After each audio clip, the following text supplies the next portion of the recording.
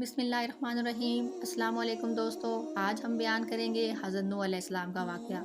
بہت پرانے زمانے کی بات ہے جب لوگ ایک اللہ کو چھوڑ کر بتوں کی پوجا کرنے لگے۔ وہ لکڑی اور پتھر کے مجسمے تراشتے اور انہیں اپنا معبود سمجھتے۔ شیطان نے ان کے دلوں میں یہ بات ڈال دی تھی کہ یہ بت ہمارے بزرگ ہیں، ان کے ذریعے اللہ سے قریب ہونا چاہیے۔ رفتہ رفتہ یہ عقیدہ اتنا مضبوط ہو گیا کہ لوگ سچے خدا کو بھول بیٹھے۔ اللہ تعالیٰ نے ان لوگوں کی ہدایت کے لیے ایک عظیم پیغمبر کو مبعوث فرمایا۔ ان کا نام حضرت نوح علیہ السلام تھا۔ آپ نہایت نیک، سچے اور صابر انسان تھے۔ آپ نے اپنی قوم کو دعوت دی کہ اے میری قوم، صرف اللہ کی عبادت کرو، وہی تمہارا رب ہے، اس کے سوا کوئی معبود نہیں۔ حضرت نوح نے دن رات اپنی قوم کو سمجھایا، کبھی نرم لہجے میں، کبھی تنہائی میں، کبھی سب کے سامنے۔ آپ نے فرمایا اگر وہ ایمان لے آئیں تو اللہ ان کے گناہ معاف کر دے گا، زمین پر بارشیں برسائے گا، باغات ہرے بھرے ہوں گے اور مال و اولاد میں برکت ہوگی۔ لیکن قوم نے آپ کی ایک نہ سنی۔ وہ کہتے، اے نوح، تم بھی تو ہمارے جیسے انسان ہو، ہم تمہاری بات کیوں مانیں؟ ہم اپنے باپ دادا کے دین کو نہیں چھوڑیں گے۔ کچھ لوگ تو حد سے بڑھ گئے۔ وہ حضرت نوح پر طنز کرتے، انہیں پاگل کہتے اور مذاق اڑاتے، لیکن آپ نے صبر کا دامن نہیں چھوڑا۔ آپ نے 950 سال تک اپنی قوم کو اللہ کی طرف بلایا، مگر ایمان لانے والے بہت کم تھے۔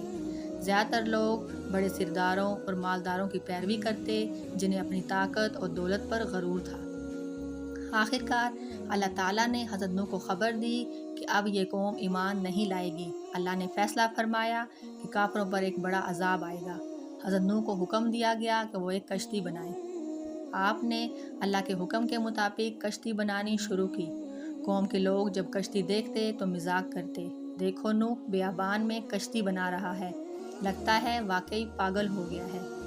لیکن حضرت نوح نے کہا، آج تم میرا مذاق اڑا رہے ہو، کل میں تمہارا مذاق اڑاؤں گا جب اللہ کا عذاب آ جائے گا۔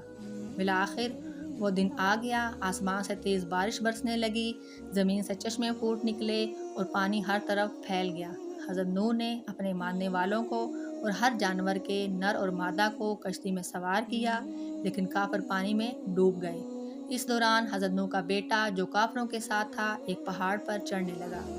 حضرت نوح نے اسے پکارا، بیٹا ہمارے ساتھ آ جاؤ، کشتی میں سوار ہو جاؤ، لیکن اس نے کہا، میں پہاڑ پر پناہ لے لوں گا، مجھے کچھ نہیں ہوگا۔ مگر اللہ کا فیصلہ آ چکا تھا، پہاڑ بھی پانی میں ڈوب گیا اور وہ بھی ڈوبنے والوں میں شامل ہو گیا۔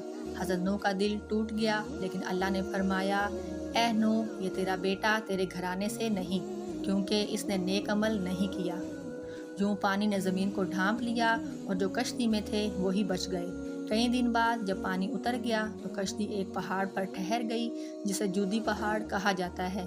حضرت نوح اور ان کے ساتھی زمین پر اترے، اللہ کا شکر ادا کیا اور ایک نئی زندگی کی شروعات کی۔ اللہ نے انہیں سلامتی اور برکت عطا فرمائی۔ دوستو، اس کہانی سے ہمیں سبق ملتا ہے کہ صبر اور ثابت قدمی سے دین کی دعوت دینی چاہیے، چاہے لوگ مذاق اڑائیں یا مخالفت کریں۔ اور سب سے بڑی بات یہ ہے کہ نجات صرف اللہ کی اطاعت اور ایمان سے ہے۔ دولت، رشتے یا طاقت کسی کو نہیں بچا سکتے۔